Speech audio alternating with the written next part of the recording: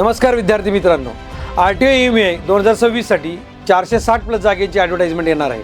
तर या जागांमध्ये मुलींसाठी सुवर्णसंधी आहे का? तो हो, अर्थातच सुवर्णसंधी आहे मुलींसाठी. का बरं ते जाणून घेऊयात आपण. पहा, मेकॅनिकल व ऑटोमोबाईलला मुलींची संख्या ही मुळातच कमी असते, त्याच्यामुळे स्पर्धाही मुलींमध्ये काय आहे, कमी असते.